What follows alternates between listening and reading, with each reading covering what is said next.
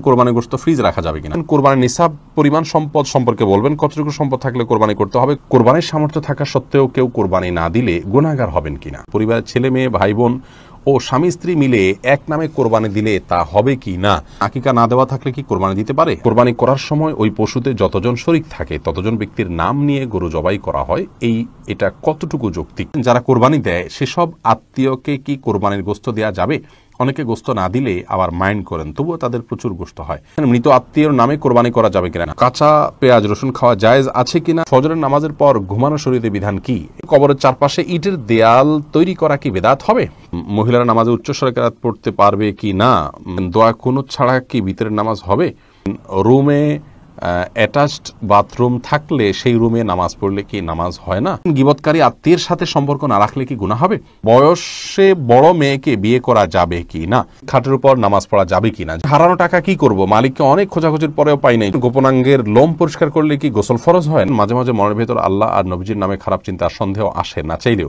এতে কি পাপ হবে, এর থেকে বাঁচবো কিভাবে, ফজরের নামাজের সময় উঠতে না পারলে যখন ঘুম ভাঙবে সাথে সাথে কি নামাজ পড়ে নিতে হবে নাকি ফ্রেশ হয়ে আস্তে ধীরে পড়া যাবে, আমার আম্মুর সামনে কেউ হাঁচি দিলে আম্মু বলেন সামনে কোনো বিপদ আছে বা বাধা আছে, পরবর্তীতে সত্যি সত্যি দেখা যায় কোনো একটা সমস্যা হয়েছে, আমি শেখের কাছে ব্যাখ্যা চাই। আর বিলম্ব না করে আপনাদের যে সমস্ত প্রশ্ন ইতিমধ্যে পেয়েছি সেগুলোর উত্তর দেওয়ার পালা আমরা শুরু করছি। শুরুতে যে প্রশ্ন আমি দেখতে পাচ্ছি ভাই মিজানুর রহমান শামীম, আপনি জানতে চেয়েছেন কোরবানির সামর্থ্য থাকা সত্ত্বেও কেউ কোরবানি না দিলে গুনাহগার হবেন কিনা। উত্তর হলো, কোরবানির সামর্থ্য না থাকা সত্ত্বেও যদি কোরবানি না দেন তাহলে তিনি গুনাহগার হবেন। ইমাম আবু হানিফা রাহিমাহুল্লাহ তাঁর মত অনুযায়ী যেটিকে ফলো করেন আমাদের দেশের বেশিরভাগ ওলামা একরাম, আর আরাবিয়ান স্কলারদের মধ্য থেকে সৌদি আরবের ওলামা একরাম বিশেষত, তাদের এক্ষেত্রে দৃষ্টিভঙ্গি ভিন্ন রকম। তারা মনে করেন কোরবানি এটি একটি সুন্নাহ আমল, যার কারণে কোরবানি যদি কেউ সামর্থ্য থাকার পরও না করেন তাহলে তিনি সুন্নাহ তরক করলেন, একটি সুন্নাতে মুআক্কাদা বা গুরুত্বপূর্ণ একটি সুন্নাহ তরক করলেন, সন্দেহাতীতভাবে তিনি ক্ষতিগ্রস্ত হলেন, কিন্তু তিনি বড় ধরনের কোনো গুনাহগার হলেন না।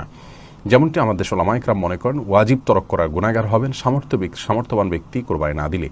আমাদের ওলামা ইকরামের দলিলটি অত্যন্ত সমৃদ্ধ। এক্ষেত্রে নবী সাল্লাল্লাহু আলাইহি সাল্লাম বলেছেন যে ব্যক্তি কোরবানি করার সামর্থ্য রাখে অথচ কোরবানি করল না, সেই জন্য আমাদের ঈদগাহে না আসে, এবং এই মর্মে কাছাকাছি ধরনের ভাষ্য অনেকগুলো হাদিসে আসছে, যে ভাষ্য থেকে বোঝা যায় যে নবী সাল্লাল্লাহু আলাইহি সাল্লাম সামর্থ্যবানদেরকে কোরবানি করতে আবশ্যক করেছেন, আবশ্যিকভাবে নির্দেশ করেছেন, এবং না করলে তার জন্য তিনি সতর্কবাণী দিয়েছেন। অতএব সামর্থ্যবানদের জন্য কোরবানি না করে থাকাটা অনুচিত হবে আমরা মনে করি। যদিও বিপরীত দিক থেকে যারা এটিকে সুন্নাহ মনে করেন তাদেরও দলিল হলো নবী আলাইহিস সালাম বিভিন্ন হাদিসে এটিকে সুন্নাহ বলে অভিহিত করেছেন, ইব্রাহিম আলাইহিস সালামের সুন্নাহ বলেছেন, তো সেই জায়গা থেকে তারা এটিকে সুন্নাহ বলেন।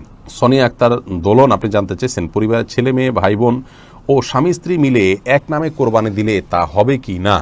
বনসোনিয়া, পুরো পরিবারের তরফ থেকে একটা কোরবানি দিলে যথেষ্ট হবে, এই মর্মে বহু হাদিস পাওয়া যায়। নবী আলাইহিস সালাম সেই সমস্ত হাদিসগুলোকে সামনে রেখে সৌদি আরবের ওলামা একরাম বলেন যে গোটা পরিবারের যিনি মূল কর্তা থাকবেন, যার অধীনে যারা থাকবেন একান্নভুক্ত, তার ভরণ পোষণ দিয়ে চলবেন, তাদের সবাই তরফ থেকে তিনি কোরবানি দিলে যথেষ্ট হয়ে যাবে। কারণ বহু হাদিসে নবী সাল্লাল্লাহু আলাইহি ওয়াসাল্লাম বলেছেন যে আলা কুল্লি আইলাতিন উযহাইয়াতুন, অথবা এই জাতীয় ভাষ্য, যার অর্থ হলো যে প্রতিটি পরিবারের উপরে একটি করে কোরবানি আবশ্যক হয়। যদিও ইমাম আজম ইমাম আবু হানিফা রাহিমাহুল্লাহ সহ অন্যান্য ইমামদের মত হলো এক্ষেত্রে যে না, প্রত্যেক সামর্থ্যবান ব্যক্তি তার তরফ থেকে কোরবানি দিতে হবে, যার কাছে যাকাত দেওয়ার মতো সম্পদ আছে তার তরফ থেকে কোরবানি তিনি দিবেন।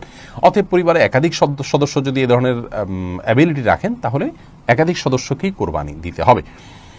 আর এই যে দ্বিতীয় মত যারা বলেন, তারা প্রথমোক্ত মতে যে হাদিস তারা পেশ করেছেন যে প্রত্যেক পরিবারের তরফ থেকে একটা কোরবানি হলে হবে, তারা ওইটার ব্যাখ্যা বলেন যে আসলে তখন একটা পরিবারে একজন কর্তা ছিলেন আর সবাই তার অধীনস্থ থাকতেন, একাধিক ব্যক্তি সাধারণত উপার্জন করতেন না। যখন উপার্জন হয়ে যেতেন, উপার্জনক্ষম হয়ে যেতেন ছেলেরা, বা তখন তারা বিবাহ করতেন এবং স্বাভাবিকভাবে তাদের আলাদা পরিবার উঠে দাঁড়াতো। তো নবী সাল্লাল্লাহু আলাইহি ওয়াসাল্লাম সেই দৃষ্টিকোণ থেকে বলেছেন।